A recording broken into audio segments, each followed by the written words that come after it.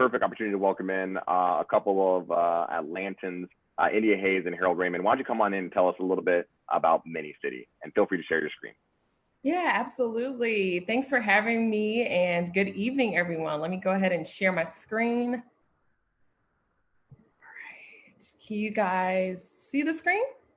Yes, we can. Awesome. All right, so good evening, everyone. My name is India Hayes. I'm the CEO and co-founder of Mini City. I'm joined today by my counterpart, Harold Raymond, who's our VP of Business Development. But before I talk about our solution and what we do, I want to talk about the problem that we're addressing. So chronic homelessness is a major problem in our nation, with lack of ID being one of the largest problems faced by the homeless. There's over 500,000 people that are experiencing homelessness on any given night in the United States. And a lack of ID means a lack of access to government benefits that exist for the homeless. And this leads to a total lack of self-sufficiency. Over 50% of the homeless are unable to get access to jobs, food stamps, housing, Medicaid, and more due to lack of ID. Now, there are community-based organizations that offer assistance for the homeless, but they are extremely overworked with heavy caseloads. They focus on those that do have ID, leaving those without ID with their needs unmet. The current solutions that they utilize require address history, banking information, and more that the homeless do not have. In the words of one of our first partners, our organization has been around for centuries, and to this day, lack of ID is still one of the largest pain points. So what is Mini City? We're a compassionate tech solution. We streamline the admin process for obtaining legal forms of ID for the homeless and homeless care providers. And how we work is quite simple. A homeless citizen can go to one of our 19 partner locations. They can apply for ID in 5 to 10 minutes utilizing our tablets. They do not need a mobile device.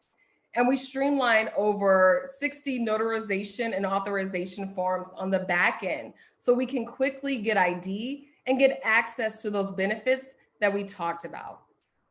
There's also enterprise corporations that are highly motivated to tap into grassroots organizations. They want to expand their outreach, expand their community benefits and their services that are for the indigent population.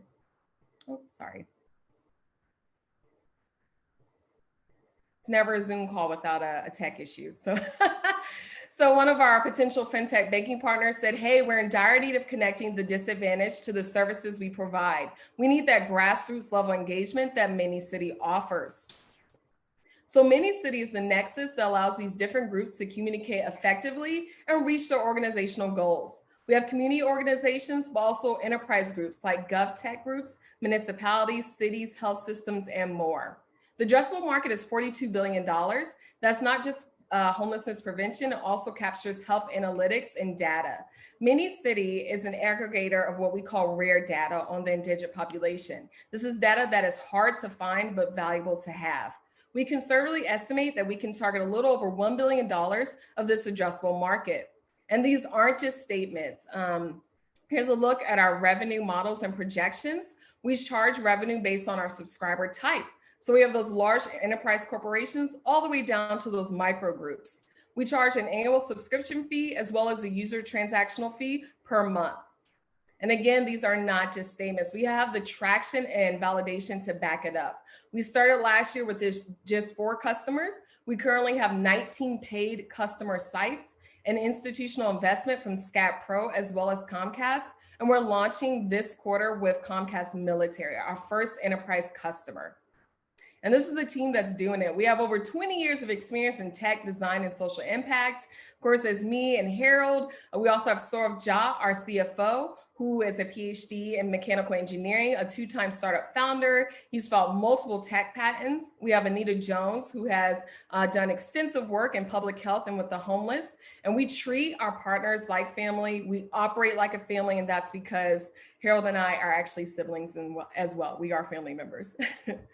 So here's some of our press from Vice, TEDx, NPR, and more. But I'm not here today to talk about our press or other accolades. I'm here because I know with your support, with your genuine interest, and hopefully with your investment, we can make this hidden epidemic of homelessness brought to light with tech, compassion, and care. Thank you. Thank you so much, India. I think as we're waiting for Q&A to start to engage here for a little bit, could you dive a little bit deeper into yourself and how you got involved in this? I know you've been in the entrepreneurial ecosystem for quite a while. And Harold, I can't let you not say anything. So if you could hand it over to Harold after that, and you can tell a little bit about his background and what he brings to the Mini City team, which seems to be plenty. Yeah, absolutely. So basically, we do have kind of roots or backgrounds within advocacy from our parents and our family members. Both of our parents were involved with humanitarian and advocacy work, both within our home state as well as abroad.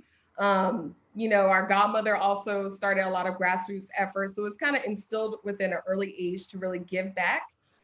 Moving to Atlanta, it's a great city. It's a lot of movement, a lot of bustling, as Juan said, it kind of never stops. But one thing that really stuck out to me coming from a smaller Southeastern city was just, how things were rapidly evolving, but how disconnected I sometimes felt from my neighbors that might be right down the street.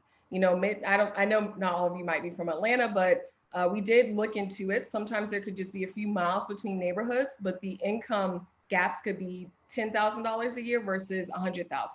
So it's huge disparity gaps. And I really wanted to do something. So I started volunteering in local women's shelters. This was years before starting Mini City.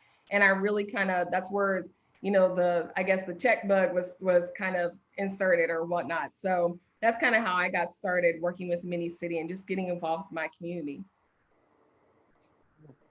So, hi everyone, I'm Harold Raymond, the VP of Technical Business Development and Technical Engineering for Mini City. And I really got my start, like Indy said, it started really young with family, but really got involved with my work with the Conservation Fund. There I did a lot of work working around food deserts and environmental justice and scarcity issues and rural areas of North Carolina, West Virginia. And in that time, of course, you see, like he was talking about, you see these larger disparities. And I was already in the computer science and kind of tech field, working as a consulting engineer for Cisco. It's one of the large providers and doing a lot of programming. So once Indy started much of her work in Atlanta, it was great synthesis and kind of synergy to find out a great solution and tech solution and digital tool to alleviate some of these issues in our communities. No, that's fantastic. Thank you for that. And we're already getting some questions, and I know we have a couple minutes left, so we're going to rapid fire a little bit here. But can you explain the significant opportunity that exists to work with municipalities, and are you in talks with any cities already? Good question.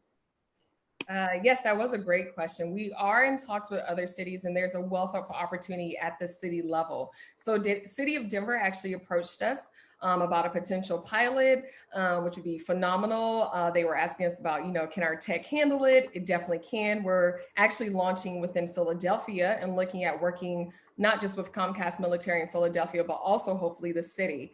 And then in terms of, the opportunity areas, cities really are, everyone says it, but they really are looking to make their cities more sustainable, more connected. It's a bit controversial, but a few cities, if you want to look it up, like Abilene, Texas, have effectively said, hey, we are at functional zero. We have no veteran homelessness, or we don't have chronic homelessness. And a lot of those efforts are possible because of data and tech and community efforts. So it's really intentional. It's great if you look up the case studies, but we feel like we're poised to be kind of on the forefront of that as well and make that a reality for all cities. And I'm hearing a lot of questions coming through Q&A. Everybody wants to know where's next. Where are you going after Atlanta? Where are you bringing this good tech? And I'd love to hear your thoughts on that.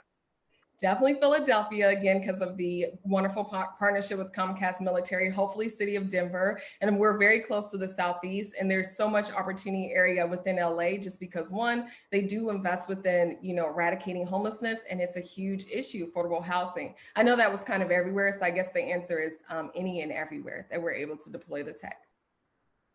Well, I'm not even speaking for myself as a LA born and raised, but I see panelists and attendees are coming in. Come to LA, need to come to LA. I guess we're jumping.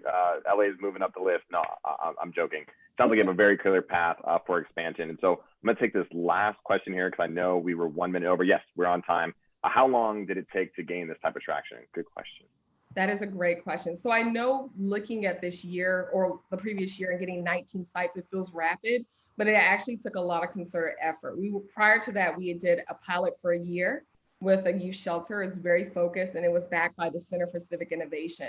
So a lot of our efforts, I don't want to go on too long, but we went from manual, like in the shelter, to a web portal, to the current tablet. And we felt like that gave us a lot of insight into working with the community one-on-one before we were able to gain that traction. Perfect. And I think we are going to wrap up. I know I'm also seeing, obviously, Netcapital's headquartered in Boston. I see some Bostonians wanting to throw their hat in the ring as well. So I love to see that everybody sees a vision for this in a national and probably even a global application. That being said, got to cut you off. Thank you so much, India and Harold. And we are just going to keep this train moving. Oh, I'm actually going to pause right here for my classic shameless plug. As always, every presenter here represents a company that is actively fundraising on the Netcapital platform. You can go directly to the links that I added into chat where you can learn a little bit more. There's also a discussion section, so you can ask questions if we weren't able to get to your question, but you can also click that invest button and invest directly in these companies and support them in that way as well. So you can go directly to Netcapital and search the name of the company, or you can click the links in chat. And that is our halfway mark. So that being said, we're going to keep it going. Next up is Transparent Path. Eric Weaver, why don't you come on in and tell us a little bit about Transparent Path?